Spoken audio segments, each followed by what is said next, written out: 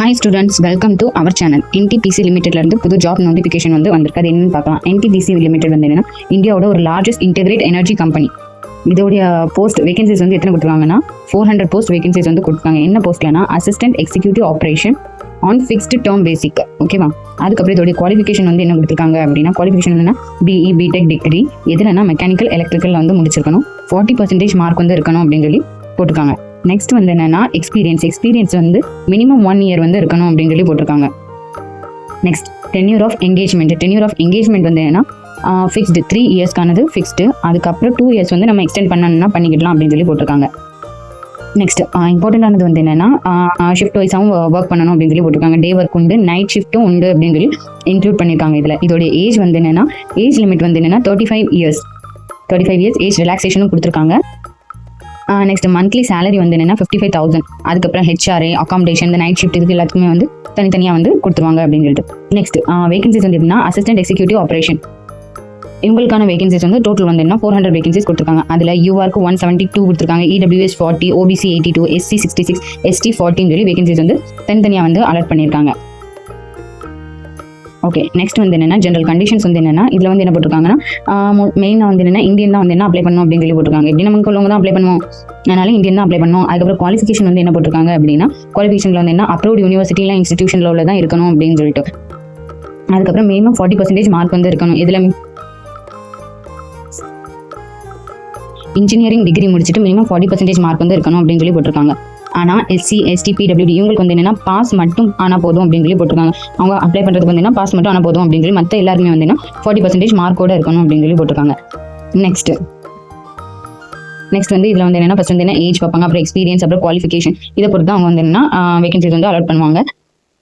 Next age. Okay, next அதே மாதிரி age relaxation எப்படி கொடுத்துருக்காங்கன்னா SC STக்கு 5 இயர்ஸ் கொடுத்துருக்காங்க. OBC இவங்களுக்கு 3 இயர்ஸ் கொடுத்துருக்காங்க. PWD இவங்களுக்கு என்னன்னா PWD அந்த டிசபிலிட்டி பர்சன்ஸ் அவங்களுக்கு என்ன 10 இயர்ஸ் இந்த மாதிரி கொடுத்துருக்காங்க. எக்ஸ் சர்வீஸ்மேனுக்கும் கொடுத்துருக்காங்க.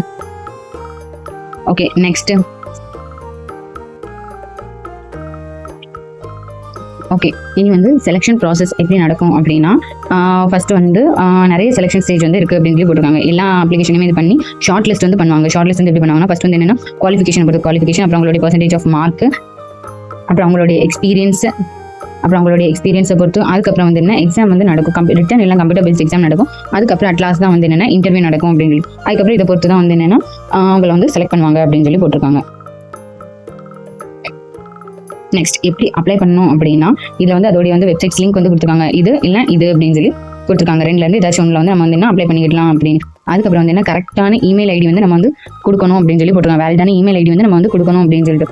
அதுக்கப்புறம் என்னன்னா நெக்ஸ்ட் இவங்க EWS OBC இவங்களுக்குலாம் EWS OBCக்குலாம் 300 அப்ளிகேஷன் ஃபீஸ் 300. ஆனால் SC ST disability person X serviceman இவங்களுக்கு என்னன்னா ஃபீஸ் கிடையாது அப்படின்னு சொல்லி போட்டிருக்காங்க. இவங்களுக்கு ஃபீஸ் கட்டணும்னு அவசியம் இல்லை அப்படின்னு சொல்லிட்டு. ஆனால் நம்ம ஃபீஸ் கட்டுவாங்க. யார் ஃபீஸ் கட்டுவாங்க? இந்த EWS ஜென்ரல் OBC இந்த கேட்டகரியில் இருக்கவங்க ஃபீஸ் கட்டுவாங்க. அது என்ன ரீஃபண்ட் ஆகாது அப்படின்னு சொல்லி போட்டிருக்காங்க. சில இதில் என்ன ரீஃபண்ட் பண்ணிடுவாங்க. நெக்ஸ்ட் இதில் தனித்தனியாக கொடுத்துருக்காங்க. பேமெண்ட் இன் ஆஃப்லைன் மோட்ல என்ன பேமெண்ட் எப்படி கொடுக்கணும், இப்படி நம்ம போடணும் அப்படின்னு சொல்லி அக்கௌண்ட் நம்பர் கொடுத்துருக்காங்க. நெக்ஸ்ட் என்ன இது ஸ்டேட் பேங்க் ஆஃப் இந்தியாவில் உள்ளது. நெக்ஸ்ட் ஆன்லைன் மோட்ல என்ன கிரெடிட் கார்டு டெபிட் கார்டு இந்த மூலமாக என்ன நம்ம பே பண்ணிக்கலாம் அப்படின்னு சொல்லிட்டு. அதுக்கப்புறம் நம்ம அப்ளிகேஷன் அப்ளை பண்ணுறதுக்கு முன்னாடி எல்லாமே கரெக்ட் பண்ணிவிட்டு அதுக்கப்புறம் தான் என்னென்னா அமௌண்ட் நம்ம போடணும் அப்படின்னு சொல்லி போட்டிருக்காங்க. உங்களுடைய எல்லா டீட்டெயில்ஸுமே கரெக்டாக செக் பண்ணிட்டு அதுக்கப்புறம் அமௌண்ட் சென்ட் பண்ணுங்க அப்படின்னு சொல்லி போட்டிருக்காங்க. அதுக்கப்புறம் என்னென்னா ஆஃப்டர் அப்ளைங் ஆன்லைனில் நம்ம அப்ளை பண்ணதுக்கப்புறம் அந்த அப்ளிகேஷன் ஸ்லிப்பை நம்ம டவுன்லோட் பண்ணி வச்சுக்கணும் அப்படின்னு சொல்லிட்டு. ஏன்னா வேறு எதுக்காச்சும் தேவைப்படலாம் அப்படின்னு சொல்லி போட்டிருக்காங்க.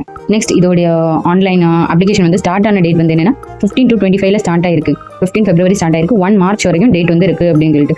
அதனால சீக்கிரம் BE BTechலாம் முடிச்சவங்க சீக்கிரம் அப்ளை பண்ணுங்க. தேங்க்யூ.